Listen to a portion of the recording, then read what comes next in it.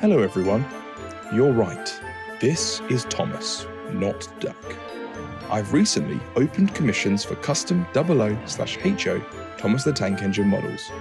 If you'd like one of these for yourself, perhaps even fitted with working lamps and a smoke unit, please look at the description below for more information. Thank you very much. You're all here to see this finished model of Duck. But first, I'm going to take you on some TTM history.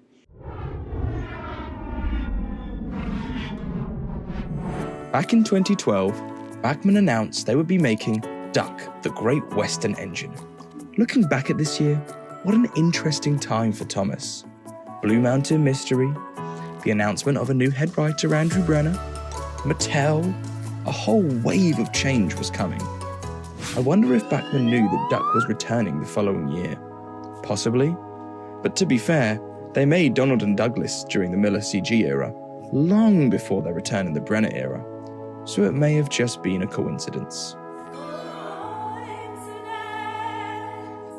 I got Duck in 2014, back in my paper-face days. What a fantastic model. Bachman knocked it out of the park with Duck.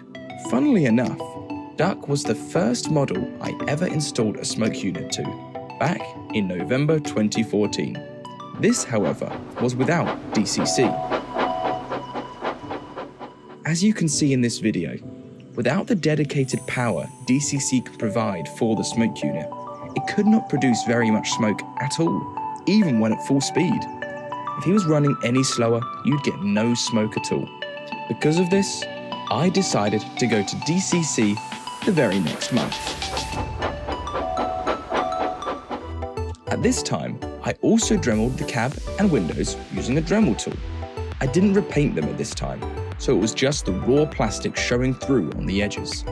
But opening the cab definitely makes a big difference. I also removed his chunky Bachman hook and replaced it with custom screw links too. I never made any more major changes to him again until 2020. Lockdown gave me a lot of time to work on my models and create videos, and I went pretty crazy with it. I really wanted to spruce up my models this time and give them a whole new look. I sanded down his old plastic molded handrails and drilled tiny holes for all new handrails. I did all of my engines at this time, and Duck was by far the most annoying. He has so many holes needed for handrails. Duck was given a new green, and I was a bit lazy, so I just painted around his GWR. He featured quite heavily in the Sodor celebration with his new paint. Now, we fast forward again to 2022. As mentioned in my last modelling video, I had decided to embark on the challenge of 3D printing a brand new Oliver. Because I was working on one of the Little Western engines, I had to work on the other. I quite like the Bachman model for Duck, so I didn't feel the need to 3D print a new shell. This just meant sanding down the Bachman and repainting. I was happy with this outcome. The Bachman models are much stronger and sturdier than their 3D resin printed counterparts. I removed all of the old handrails, safely stored them away, and the old funnel, which by this point was just a straw. I also sanded down the old molded whistle. Once he was completely sanded, he was then primed. How lovely. When picking a spray paint, make sure that you know it will work for what you intend to use it for by A, reading the advice on the site or in store, B, testing on a small, similar material first.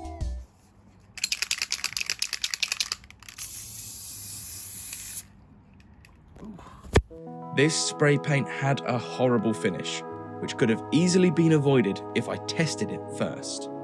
Alas, he was sanded and primed again. Shout out again to my friend Pava Productions, who helped me find this amazing green, Humbrol Lime Green.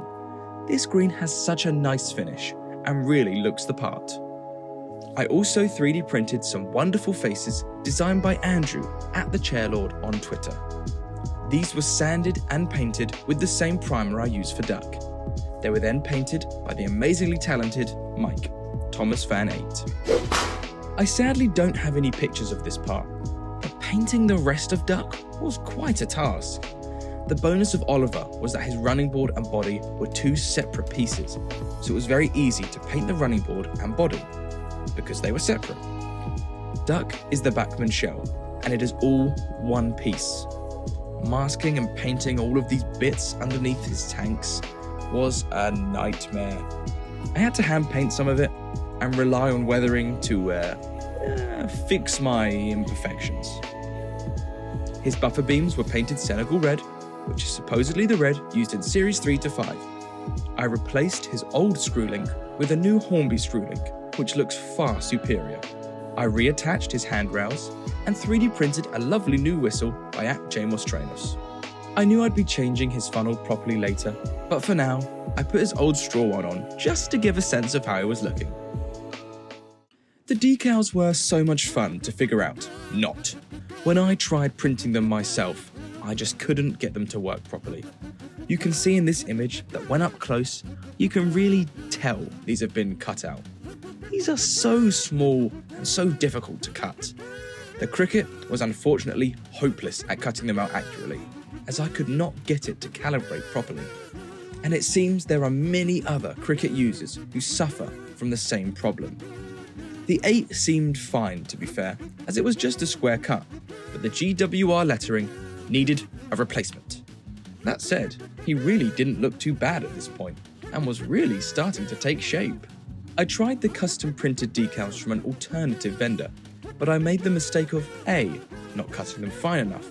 There was quite a clear outline around them after layers of clear coat. Plus, they had a horrible grain to them. Another round of searching was required. Thankfully, these are very common water transfer decals, so I ordered a new pack. While I waited, I decided it was time for his new funnel. I removed his old funnel and 3D printed a brand new one by @JamosTrainos. I had to alter the size so it would fit the smoke unit, and sanded the inside a little more. This was then primed and painted black. Eventually, the new decals arrived. Although they differ slightly from the show because they have the black shadow, I like it, so I'm keeping it. The new decals really looked the part.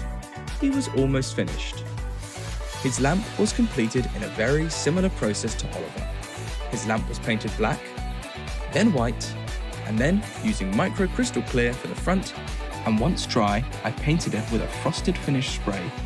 I also 3D printed a tail lamp and drilled a hole in the back of Duck for the light to poke through. And with that, Duck was finished. However, before I show you him running, I wanted to quickly give you some top tips when filming. Always have buffers or some sort of stop at the end of your tracks. Sometimes you will be so focused on one engine that you forget about the other. Aww. Never hang lights precariously to get some extra cool lighting.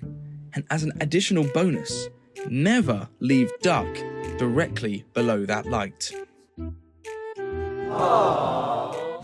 Engines falling off the set is not a common occurrence.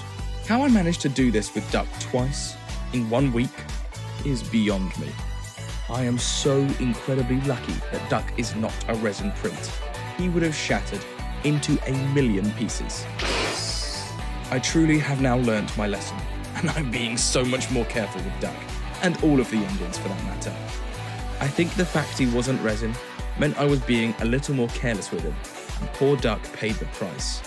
Thankfully, the only damage he suffered was some minor scuffs to his running board.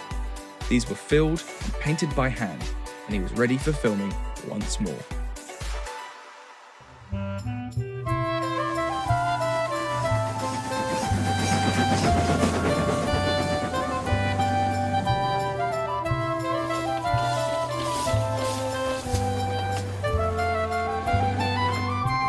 Thank you very much for watching.